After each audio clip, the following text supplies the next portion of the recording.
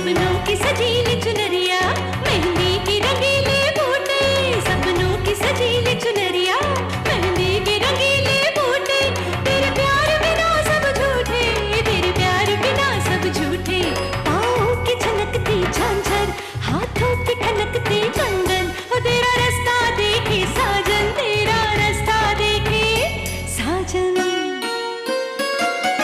मेरी बाहों में हर पल बहारों के मौसम है, बूंद ना बादल कोई फिर क्यों आँखें नम है, तेरे सिंदूर की लाली अब नहीं मिटने वाली, कह रही हर धड़कन 7 जन्मों तक साजन। बनूं मैं तेरी दुल्हन, बनूं मैं तेरी दुल्हन, बनूं मैं तेरी दुल्हन, बनूं मैं तेरी दुल्हन।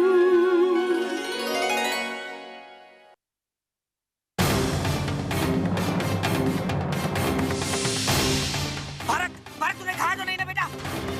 भारत तूने खाया तो नहीं? नहीं खाया ना? नहीं खाया? नहीं खाया ना? नहीं खाया ना?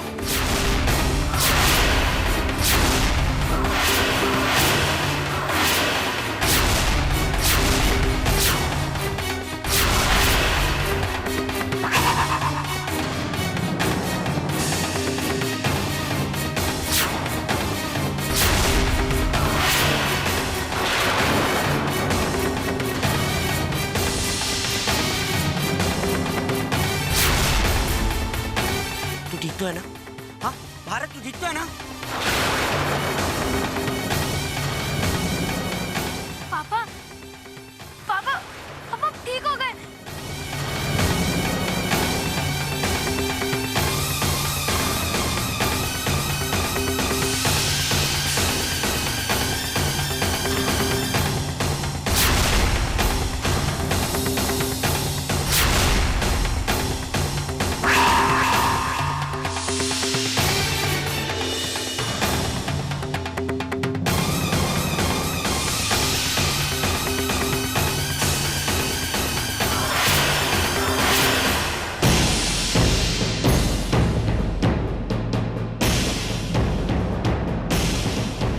जीजू, आप ही वो सदस्य हैं परिवार के जिसने मुझ पर हमला करवाना चाहे।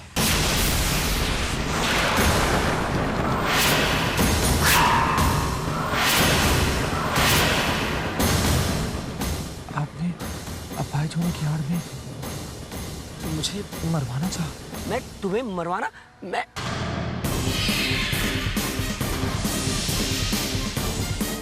अब मैं आपको वही दवा दूंगी जो आपको जल्दी से ठीक कर दे। मैं आपकी मदद करूंगी।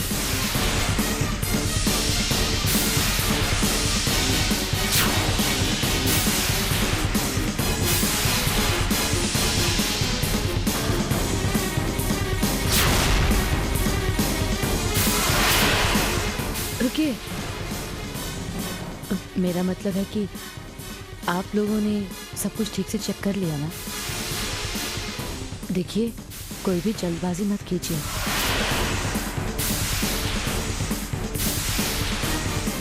आपने मुझे इस पाइनएप्पल पेस्ट्री में जहर मिलाते हुए देख लिया। अब देख लिया तो देख लिया। वैसे भी अब कहाँ किसी को जाकर कुछ कहने वाले हैं। सिंदूरा, यानी सिंदूरा ने सब कुछ जानबूझकर किया है। जानबूझकर मेरे सामने पेस्ट्री में वो जहर डाला ताकि मैं उसे देख सकूं। वो जानती थी कि ये देखकर मैं अपने आप को रोक नहीं पाऊंगा और इसलिए उसने सारा ड्रामा प्लान किया। ये सारा सिंदूरा का प्लान है। मुझे धीरे धीरे ठीक करना और सारा इल्जाम मेरे सिर पर थोप देना। ओह नो, सिंदूरा ने मुझे फंसा दिया। और इस तरह के क्यों?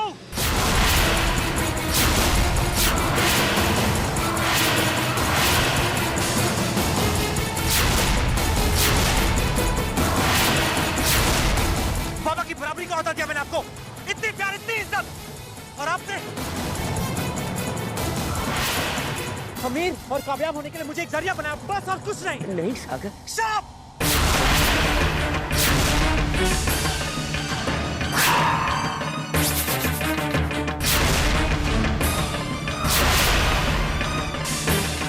ये धन, ये दौलत, ये कंपनी, बिजनेस मेरे लिए कुछ मायने नहीं रखता। मेरे लिए सिर्फ मेरा परिवार है, बस और कुछ नहीं। विद्या, राठौर, पुलिस, सबने उससे बार बार कहा कि आपके परिवार में कोई है जो आपको मारना चाहता है, जो आपको नुकसान पहुंचाना चाहता है, मगर मैं आज तक कभी किसी की बात नहीं मानी, कभी नहीं। मगर आज वो सही है और मैं गलत हूं। नहीं सागर, ऐसा नहीं है। आखिर मेरे परिवार के सदस्य ने मुझे धोखा दे ही दिया। एक बार कह दिया होता, एक बार सब कुछ सौंप देता आपको, ये बिजनेस, ये कंपनी, घर, सब कुछ। हाँ, मैंने आपसे कहा रिटायर होने के लिए, मैंने आपसे कहा आराम करने के लिए, क्योंकि इतने साल आपने बहुत मेहनत की। मैं चाहता था कि आप कुछ वक्त दी और भारत के साथ गुजारें, एक खुशहाल परिवार के साथ। बहुत काम किया आपने, बहुत कुछ किया आपने इस कंपनी के लिए। अब मेरी बात थी जीजू, मैं भी मेहनत करना चाहता हूं, पर मैं नहीं जानता था जीजू कि अब उसके बाद ये साजिश करेंगे, ये खेल खेलेंगे, ये घटिया घिनौना खेल हम लोगों के साथ। सब जानते हैं कि मेरी दी मेरे लिए सब कुछ है। मेरा धन, मेरी संपत्ति, मेरी दौलत मेरी दी है, सब कुछ दी है मेरी। आप भी जानते हैं आप दी के पति हैं, इसलिए मैंने आपको इतना प्यार, इतनी इज्जत दी। हमारा दिल तो नहीं, क्या जरूरत है जीजू, बताइए मुझे, बताइए। सागर प्लीज, सागर ये सब झूठ है, बिल्कुल झूठ है, एक एक इल्जाम गलत है। बेटा प्लीज मेरी बात मानो। आज तक मैंने तुम्हें बेटा नहीं कहा, लेकिन सच मारो मन से मैंने तुम्हें बेटा ही माना। मुझ पर प्लीज इल्जाम मत लगाओ, मैं सह नहीं पाऊंगा। सुनते ही मुझे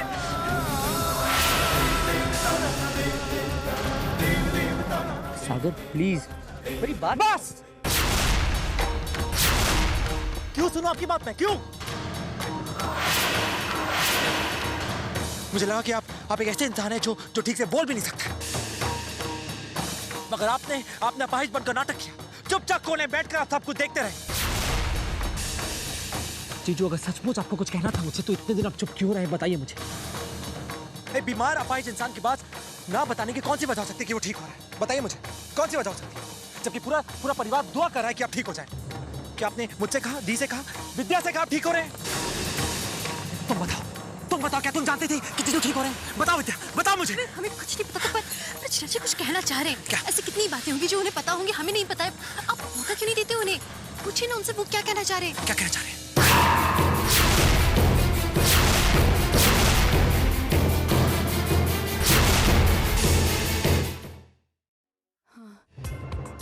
हाँ सागर, अनिकेत को कुछ कहने का एक मौका तो दो। सॉरी दी, सॉरी, पर अब शक की कोई गुंजाइश नहीं बाकी है। आज साथ सबके सामने इनका भांडा फूट गया। आज तक इस घर में, इस कंपनी में सिर्फ और सिर्फ जीजू की मर्जी चली। किसी ने इन पर कोई शक नहीं किया, कोई इस्तेमाल नहीं किया इनसे। लेकिन पता है क्या, भगवान को कुछ और मंजूर था। आज सबके सामने इनका भांडा फूट ही गया, सच सबके सामने आ गया, इनका घिनौना खेल सबके सामने।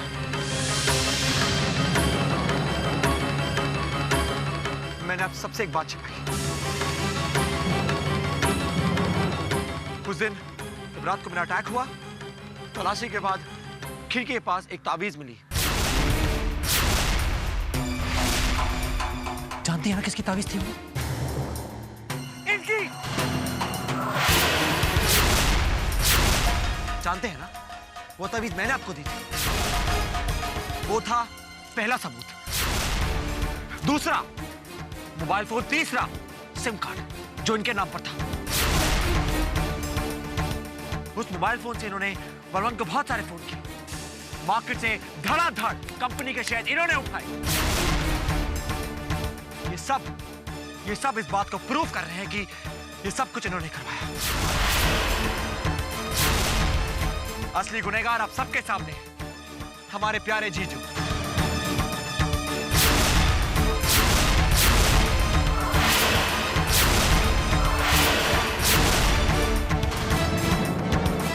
नहीं पता है क्या, शायद भगवान को कुछ और मंजूर था।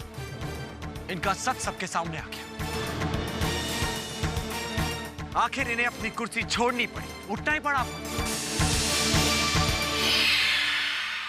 सागर बेटे, बेटे आप जो भी कह रहे हैं बिल्कुल सही कह रहे हैं, लेकिन एक बार सोचिए ना, अगर अनिकेत जी इतने ही चालाक होते, हम लोगों की आंखों में धूल झोंक रहा होता, तो इतनी छोटी सी गलती कैसे कर देते वो?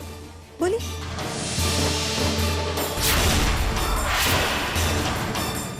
खास तौर से जब वो जानते थे कि उनकी ये छोटी सी गलती उनका पूरा खेल बिगाड़ सकती है। बेटा हमें भी ऐसे ही लगता है। ऐसी कितनी बातें हैं जो हम नहीं जानते, जीजा जी जानते होंगे,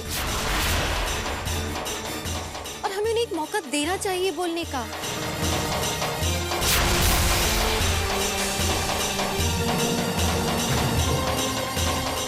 सागर,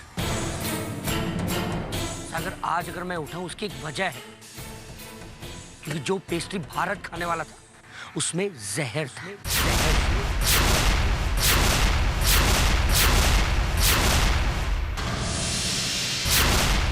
और जहर मिलाया था सिंदूरा ने।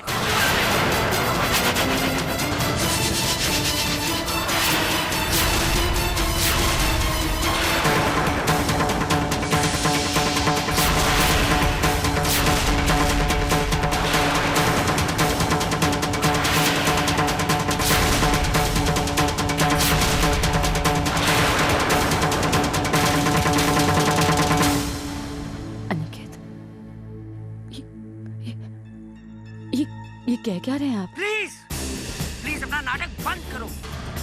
सिंदूरा, प्लीज अनिकेत जी को अपनी बात पूरी करने दीजिए आप।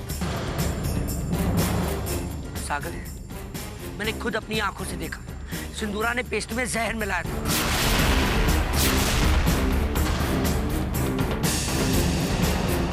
इनफैक्ट मैं यकीन से कह सकता हूं, उसने जानबूझकर मेरे सामने जहर मिलाया ताकि मैं देख पाऊं।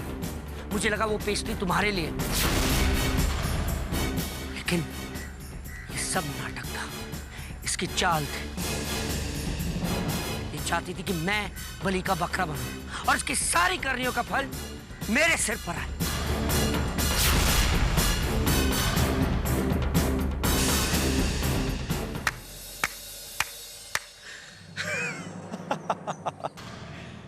वाह, क्या कहानी बनाई आपने। आपको तो राइटर होना चाहिए जीजू। I'm serious, आपको राइटर होना चाहिए। ये फंसने फंसाने की स्कीम बनाने में तो माहिर हैं आप। वैसे हमने आज तक आपके रूप में देखा। शर्म आनी चाहिए आपको। आज जब आपका सच सबके सामने आया, आपका भांडा फूटा है, तो आपने अपना पूरा इल्जाम दी पर थोप दिया। वही औरत जिसने दिन रात आपकी सेवा की।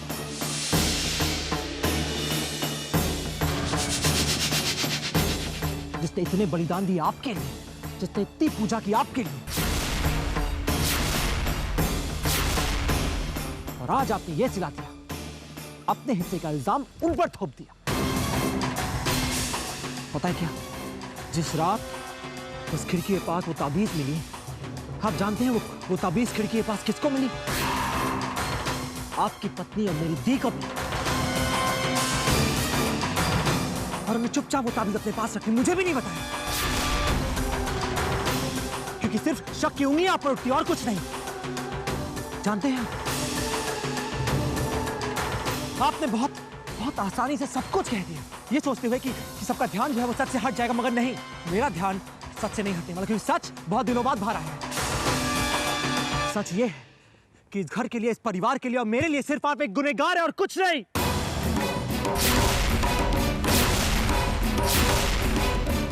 चलिए, कुछ समय के लिए मैं मान लेता हूं कि पेस्ट्री में जहर था, मगर सवाल यह है कि आप कुर्सी से उठे कैसे? आप कुर्सी से उठे कैसे? बताइए ना। जीजू, कोई इंसान जो इतने समय तक अपाहिज रहे, वो अचानक कैसे उठ सकता है? अरे बोलना चलना तो बहुत दूर की बात है, वो उठ कैसे गया? इसका मतलब आप बहुत समय पहले ठीक हो गए थे। आपने हम सबको बेवकूफ बनाया।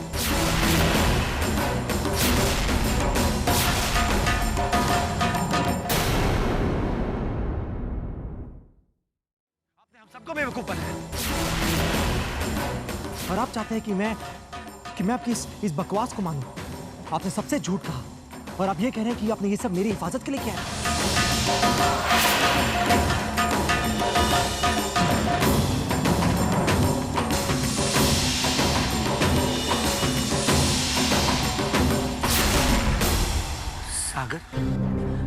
सागर देखो, मैं जानता हूं तुम्हें इस बात पर यकीन करना बहुत मुश्किल है, लेकिन सारी साजिशों के पीछे मेरा नहीं, सिंदूरा का हाथ है।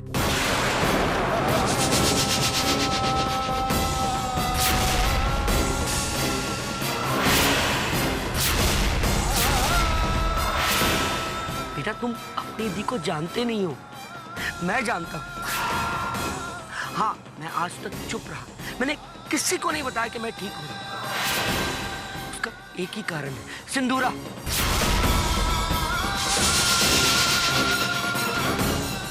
मैं डरता था कहीं अगर उसे पता चल जाए कि मैं ठीक हो रहा हूं तो मुझे गलत दवाइयां देकर वापस लाचार कर देगी। इनफैक्ट विद्या मेरे कमरे में आई थी ये पूछने कि आप ठीक हो रहे हैं क्या, लेकिन सिंदूरा ने मेरे कमरे में कैमरा लगा रखा।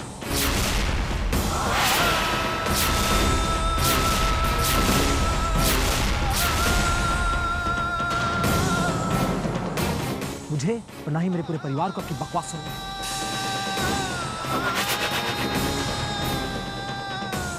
शर्म आती है आज, सिर्फ मुझे ही नहीं पूरे परिवार को आपकी शर्म आती है कि हमारे परिवार का सदस्य इतना गिर सकता है। देखिए, हमें लगता है कि जीजा जी की बातों में। विद्या प्लीज, तुम्हें सच्चाई दिख रही होगी ना? वही मैं सोचूं कि तुम इतनी देर चुप क्यों थी? तुमने कुछ भी नहीं बोला।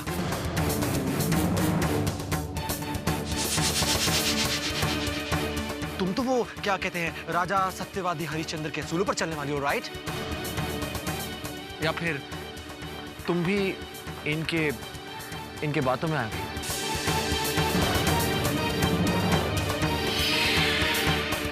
वही मैं सोचूं कि तुमने आज तक दी पर इतने इल्जाम क्यों लगाए, इतनी उंगलियां क्यों उठाई तुमने दी पर?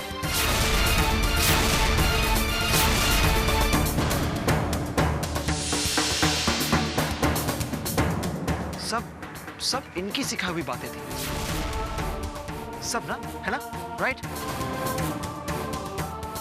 मैं हमेशा तुम्हें बहुत भोली मानता था, बहुत भोली। पर भोलापन जो बेवकूफी बन जाए और ऐसे लोग उसका फायदा उठाएं, वो गलत है विद्या। तुमने आज तक सिर्फ इनकी बातें सुनी। I'm sure इन्होंने बाकी लोगों के साथ भी ऐसा करने की कोशिश की होगी, क्योंकि जानते थे जिस दिन ये एक्सपोज होगी इनको लोगों की जरूरत पड़ेगी इनकी हाँ में हाँ मिलाने में और दी पर इल्जाम लगाने में।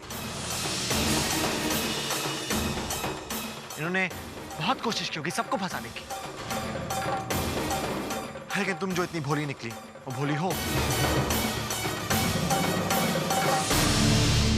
और पता है क्या, आपसे बड़ा खेल ऊपर वाले ने खेला। इससे पहले कि आप अब दीप पर इल्जाम लगाते हैं, उसने आपका भांडा फोड़ दिया। सच सबके सामने आ गया। आपको पिता के समान प्यार किया मैंने, इतनी इज्जत, इतना प्यार, फिर क्यों? जीजू मत करिए नाटक, मत करिए ये नाटक। आज बाकी मुझे याद दादू हो रहा है। जितना प्यार करो कम पड़ी जाती।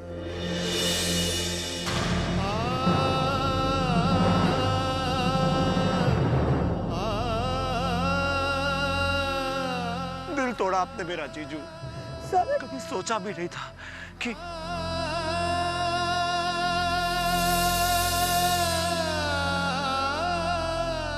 चाहिए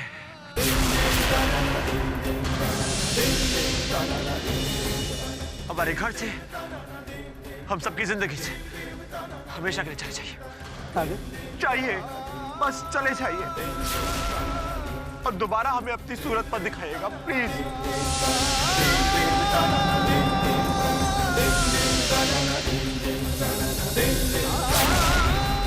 शायद आज के बाद मैं किसी पर भरोसा नहीं कर पाऊंगा।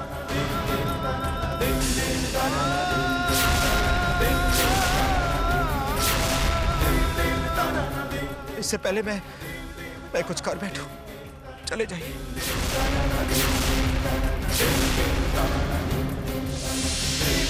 आज के बाद हम आजाद हो गए। एक उपकार कीजिए हम सब पर, बच जाइए आप, बस चले जाइए।